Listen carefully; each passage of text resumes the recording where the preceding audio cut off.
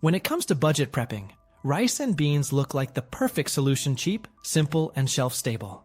But most people who rely on them make the same costly mistakes that turn their food security plan into a false sense of safety.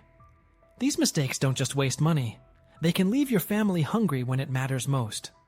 So let's break down the 20 critical errors every budget prepper makes with rice and beans, and how to avoid them before it's too late. Number 1. Treating rice and beans like a complete plan. A lot of budget preppers hear that rice and beans make a complete protein and instantly decide that's their whole survival strategy. They buy huge bags, toss them in a corner, and feel like they've checked off food security forever. The problem is, rice and beans are only one layer. They don't cover your vitamins, they don't give you enough fat, and they don't solve your water, fuel, or storage problems. If your entire food plan is just, we'll eat rice and beans every day, you're not prepared. You're just delaying the moment you realize the gaps. Real preparedness means looking at the whole picture: calories, nutrition, variety, morale, and how you're actually going to cook this stuff when the power is out and everyone is stressed. Number 2, leaving everything in original store packaging. One of the biggest rookie mistakes is buying cheap bulk bags and stacking them on a shelf in the same flimsy plastic they came in. Those bags are designed for short-term retail, not long-term prepping. Air, moisture, and insects can get through tiny gaps you don't even see. You might feel proud looking at that stack of bags, but inside, the clock is ticking.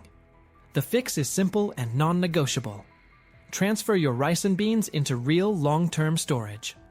That means thick mylar bags, the right size oxygen absorbers, and food-grade buckets with solid lids.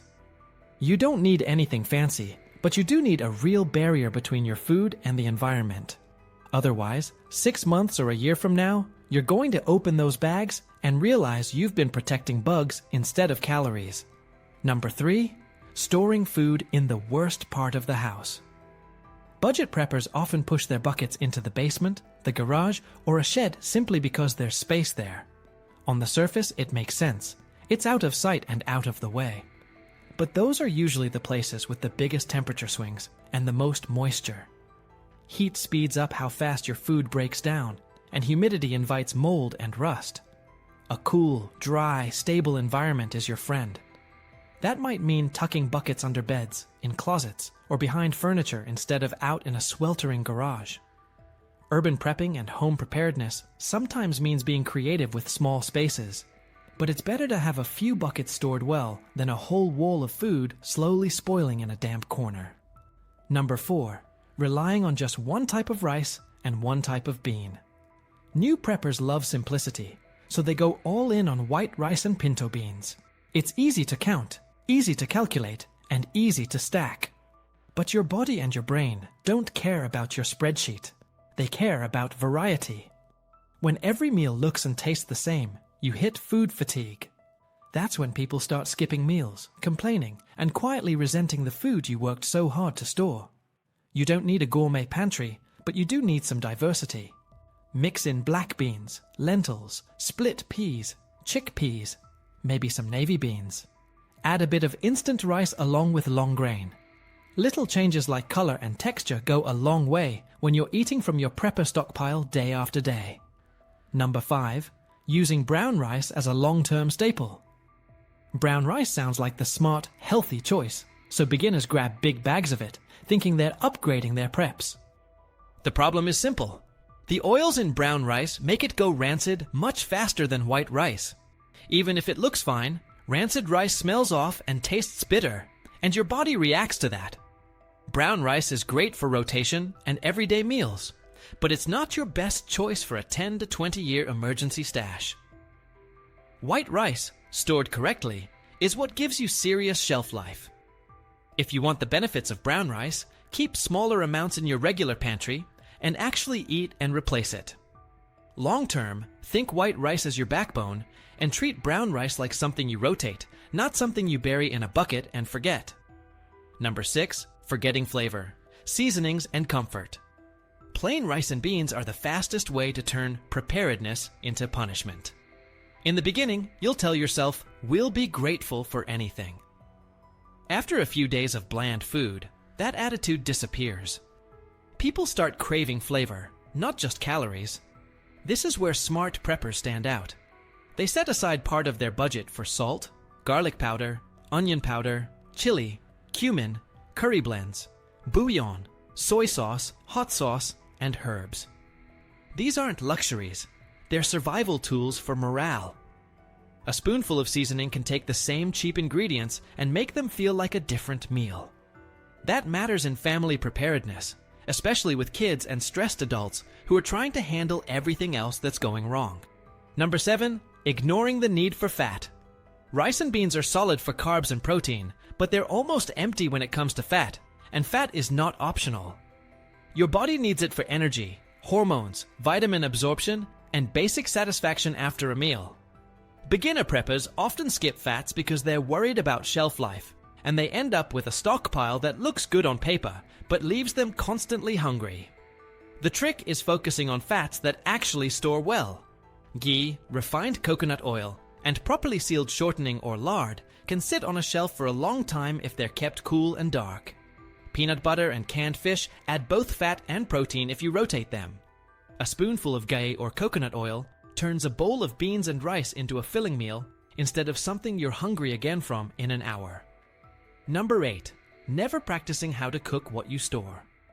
It's easy to be a storage prepper who collects buckets and never opens them. The real test is simple. Can you turn what's in those containers into a decent meal with the tools and fuel you actually have? Beginners buy dried beans and then never cook dried beans even once. They don't know how long to soak, how much water to use, or how their stove behaves in bad weather. When an emergency hits, that's a bad time to learn. Good emergency preparedness means running little tests now. Cook a full pot of beans on your camp stove. Try lentils with different seasonings. See how long your fuel lasts. Survival prepping for beginners is less about owning stuff and more about knowing what to do with it under stress. Number 9, underestimating water and fuel costs. Rice and beans both demand resources you might not have unlimited access to in a crisis: water and heat. Soaking, boiling, simmering, cleaning pots, washing dishes. It all adds up. A lot of people focus only on how many pounds they have and forget to ask, how many gallons and how many fuel canisters will it take to actually eat this? Urban prepping and home preparedness mean planning for limited fuel and water. That's where quicker options like instant rice, lentils, and split peas shine. They cook faster, use less fuel, and still give you solid nutrition. A smart prepper stockpile balances slow. Bulk staples with some faster cooking backups so you're not burning through your entire fuel supply just to soften one pot of beans. Number 10, using only huge containers and no smaller portions. Massive buckets look impressive in prepper videos, but in daily use they can become a headache. Every time you crack open a big bucket, you're introducing air and moisture, and maybe a stray bug if you're not careful. On top of that, hauling a 40-pound container every time you want dinner gets old fast. Beginner preppers often stop there and never think about working storage. A better system is layered. Use big buckets with mylar and oxygen absorbers as deep storage, and then keep smaller containers or jars in your kitchen for everyday use. You refill those from the buckets as needed. That way, your long-term storage stays sealed most of the time, your kitchen stays convenient, and you're less likely to spill, waste, or contaminate your main supply. Number 11, ignoring rotation and letting food sit untouched. A huge mistake budget preppers make is treating their rice and beans like a museum display, sealed, untouched, and forgotten for years. A lot of beginners feel like opening a bucket means they're somehow ruining their prep. They stack everything neatly, look at their shelves, feel proud, and then never touch a single scoop. The problem shows up later, sometimes years later, when they finally open those buckets and realize the food has changed in texture, smell, or color. Even well-stored food ages. Even oxygen absorbers lose strength over time. And even perfectly sealed buckets need checking. Rotation isn't about wasting food, it's about making sure the food you're counting on still works for your body and your sanity. The best system is simple. What you store is what you eat, and what you eat is what you replace. Pull from the oldest containers first, use those ingredients in real weekly meals, and refill the bucket afterward, or buy fresh when it's on sale. This habit also trains your family to actually like the meals you'll depend on during emergencies. It's one thing to buy dried beans.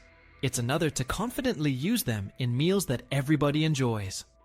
Rotation keeps your skills sharp, keeps the food fresh, and makes the entire prepping system actually work in real life, not just on paper. Number 12. Not protecting food from pests and rodents. People often imagine emergencies as dramatic disasters, but the truth is, some of the biggest threats to your food storage are tiny. Mice, rats, roaches, ants, and grain weevils don't care about your budget, your plans, or your prepping goals. If they can chew through it, they will. And if they can lay eggs in it, they already have. This is why storing rice and beans in thin plastic bags, cheap bins, or cardboard boxes is a disaster waiting to happen. Rodents chew through soft plastic like it's nothing. Bugs can squeeze through microscopic gaps or hatch from eggs that were already in the grain when you bought it. Even one small infestation can destroy a whole bucket. Proper pest proofing means sealing food in thick mylar bags, placing those bags in hard-sided food-grade buckets, keeping buckets off the floor, and inspecting your storage area for droppings or chew marks. Urban preppers in apartments especially need to watch for roaches and pantry moths. In older homes, rodents can show up out of nowhere. One crack in a wall is enough for a mouse to visit your pantry every night. Adding metal shelving helps keep buckets elevated, and even simple snap-on gamma lids help prevent smells from attracting pests. Prepping isn't just buying food, it's defending it from everything that wants to steal it. Number 13. Forgetting nutrition beyond protein and calories. Many beginners think in simple numbers. Rice has calories, beans have protein, so I'm good. Except you're not. You can survive on rice and beans, but you won't thrive on rice and beans, not long term. If that's all you eat for weeks or months, vitamin and mineral deficiencies creep in. Fatigue, irritability, slow healing, muscle weakness, and a weakened immune system start showing up. Vitamin C deficiency hits faster than people think. Lack of vitamin A affects your vision and immunity. Not enough B12 impacts your nerves and overall energy. And extremely low fat means your body struggles with hormone production and nutrient absorption. This is why experienced preppers add supplements, dried fruits, canned vegetables, and shelf-stable sources of fat. A cheap bottle of multivitamins covers a ton of nutritional weak spots. Canned tomatoes, canned spinach, and dehydrated vegetables add color, flavor, and essential nutrients. Powdered greens aren't delicious, but they last forever and fill gaps quickly. Dried fruit like raisins or apricots gives vitamin C and potassium. Prepping isn't just about staying alive. It's about staying functional, alert, and healthy enough to handle stress and physical tasks. A well-rounded prepper doesn't store just calories, they store capability. Number 14. Ignoring family taste preferences and digestive issues. One of the most underrated mistakes is storing food your family doesn't actually like. A lot of beginner preppers build a stockpile based on what's cheap, not what their household will realistically eat. They assume, in an emergency, they'll eat anything. But real life doesn't work that way. Stress makes people more picky, not less. Kids get overwhelmed and refuse new flavors. Adults deal with stomach issues when eating foods they aren't used to. Beans can cause gas until your digestive system adjusts, and some people have trouble with certain spices, textures, or cooking methods.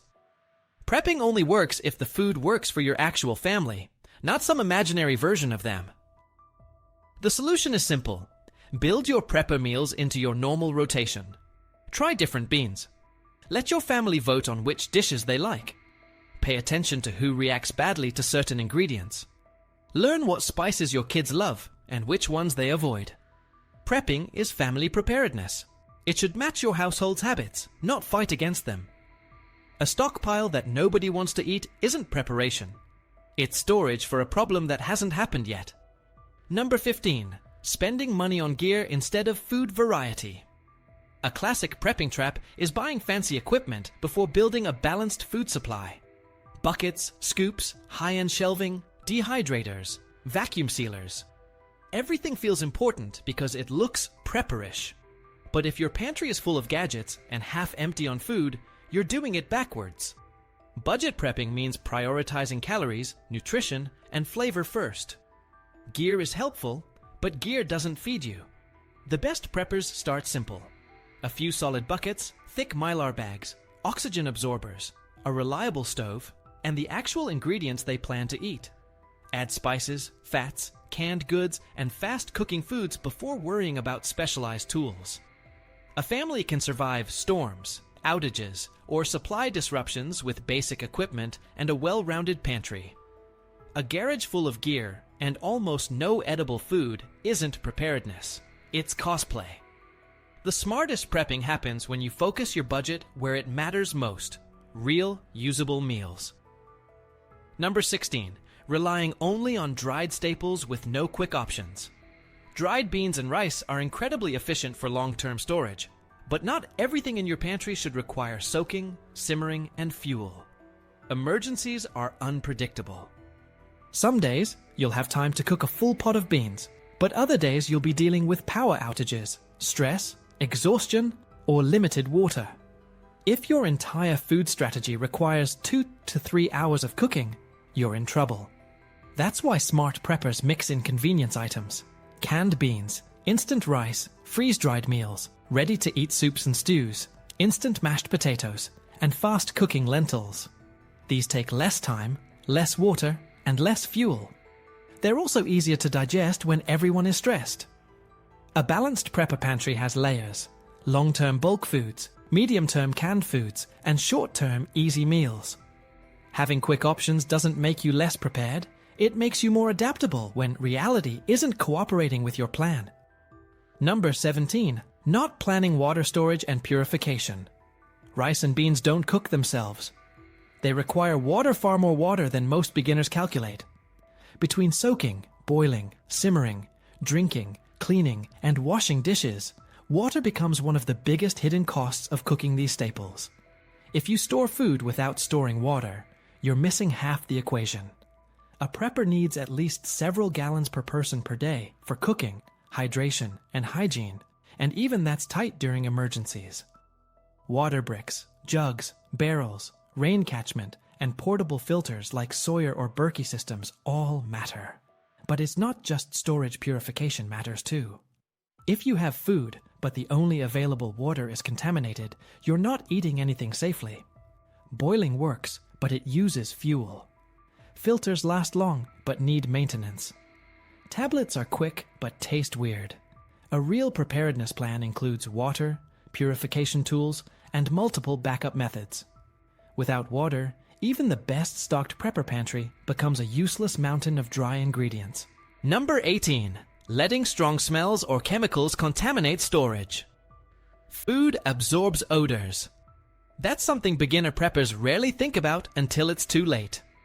If you store rice and beans in a garage full of gasoline cans, paint, motor oil, pesticides, or harsh cleaning supplies, the food can pick up those smells. Even sealed buckets aren't perfect barriers. Certain chemicals seep through plastic over time. The result is food that technically looks fine, but tastes off or smells strange when cooked. In some cases, it can even become unsafe. Preppers should keep food storage far away from chemicals and strong-smelling items. A spare bedroom closet, under bed space, or even a hallway cabinet is safer than a garage filled with fumes. Clean, neutral-smelling areas protect your food better and prevent long-term contamination. Prepping isn't just storing food.